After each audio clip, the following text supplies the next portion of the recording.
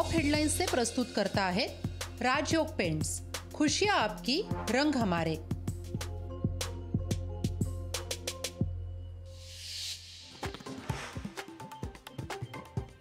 आज दिल्लीत मवियाची बैठक, मवियाच्या महत्त्वाच्या नेत्यांच्या उपस्थितीमध्ये जागा वाटपासंदर्भात तोडगा निघण्याची शक्यता। महायुतीकडून प्रतिसाद न मिळाल्यास राज्यामध्ये लोकसभेच्या सर्व जागा लढवू, रासपचे अध्यक्ष महादेव जानकरांचा इशारा। आदित्य ठाकरेंचा आजपासून 2 दिवस कोल्हापूर दौरा, हातकणंगले लोकसभा मतदारसंघात जाहीर सभा, लोकसभा निवडणुकीच्या पार्श्वभूमीवर दौरा महत्त्वाचा। शिवसेना आमदार अपात्रता प्रकरणाच्या निकालाचा मुहूर्त ठरला, बुधवारी दुपारी 4 वाजण्याच्या सुमारास शिवसेना आमदारांच्या अपात्रतेचा फैसला, लोकशाही मराठीला सूत्रांची माहिती।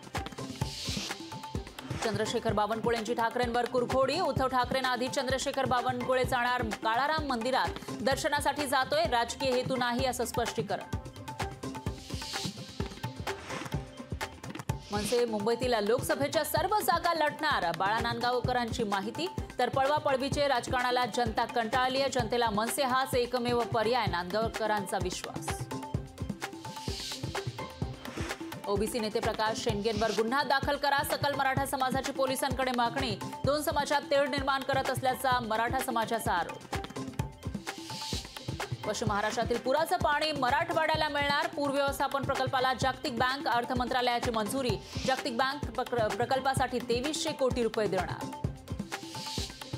राजस्थान भाजप सरकारला मोठा धक्का, सरकारमधील सुरेंद्र पाल सिंग टीटी यांचा पोटनिवडणुकीमध्ये 11,000 पेक्षा जास्त मतांनी पराभव, तर काँग्रेसचे रुपिंदर सिंग कुन्नर विजयी। पुण्यात JN1चे 150 सक्रिय रुग्ण, 24 तासात JN1च्या 59 रुग्णांची नोंद, सार्वजनिक आरोग्य विभागाची माहिती। विघ्नसंतुष्ट लोकांचा नायनाट केल्याशिवाय राहणार नाही, विझलेल्या मशालीचा उजेड पडत नाही, मुख्यमंत्री शिंदेंचा ठाकरेंवर हल्लाबोल। जरांगे 20 जानेवारीला मुंबईत आले तर ओबीसी समाज शांत बसणार नाही, ओबीसी नेते प्रकाश शेंडगेंचा सरकारला इशारा। टॉप हेडलाइंस से प्रस्तुत करता है राजयोग पेंट्स, खुशियां आपकी, रंग हमारे। राज्यातील अनेक जिल्ह्यांमध्ये कोरोना JN1 विषाणूचा शिरकाव, आतापर्यंत 19 रुग्णांना JN1ची लागण, राज्यातील रुग्णांची संख्या पोहोचली 250 वर। महायुतीकडून प्रतिसाद न मिळाल्यास राज्यामध्ये लोकसभेच्या सर्व जागा लढवू, रासपचे अध्यक्ष महादेव जानकरांचा इशारा। ठाण्यात 14 जानेवारी रोजी पहिल्यांदाच महायुतीचा कार्यकर्ता मेळावा, महासुंदर तलाव इथल्या छत्रपती शिवाजी मैदानात मेळाव्याचं आयोजन, मुख्यमंत्री आणि उपमुख्यमंत्री मेळाव्याला येण्याची शक्यता। मुख्यमंत्री आणि अजित पवारांच्या हालचालींवर लक्ष ठेवा, भाजपच्या बैठकीत पदाधिकाऱ्यांना सूचना, पक्षाची ताकद वाढवा, मित्र पक्षांच्या प्रेमात पडू नका, राष्ट्रीय संघटक BL संतोष यांच्या सूचना। गडचिरोलीमध्ये आज महिला सशक्तीकरण शिबिराचं आयोजन, मुख्यमंत्री आणि दोन्ही उपमुख्यमंत्री राहणार उपस्थित, MIDC परिसरातील मैदानावर शिबिर पार पडणार। रत्नागिरी जिल्ह्यातील अनेक भागामध्ये अवकाळी पावसाला सुरुवात, अवकाळीनं आंबा बागायतदारांची चिंता वाढली, पावसामुळे आंबा पीक लांबणीवर पडण्याची शक्यता। रायगड जिल्ह्यातील वार्षिक योजनेच्या आराखड्याला मंजुरी, 380 कोटी रुपयांचा असणार विकास आराखडा, जिल्हा नियोजन समितीच्या बैठकीत निर्णय। नाशकात मुख्यमंत्र्यांसमोर अंगणवाडी सेविकांनी फोडला टाहो, मानधन वाढ, पेन्शन लागू करण्याची केली मागणी। न टिकणाऱ्या आरक्षणामुळे जाती जाती संघर्ष उद्भवेल, न टिकणाऱ्या आरक्षणाचा हट्ट धरू नका, नरेंद्र पाटलांचा मनोज सरांगेंना सल्ला।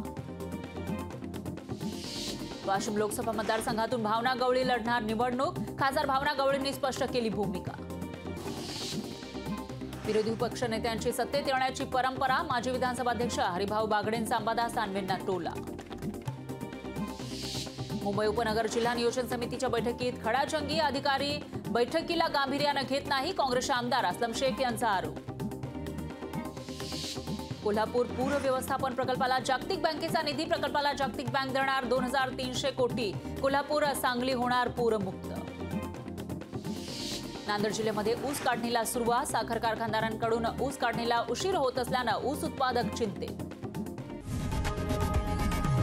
लोकशाही मराठी, ऐका, पहा, जागरूक रहा।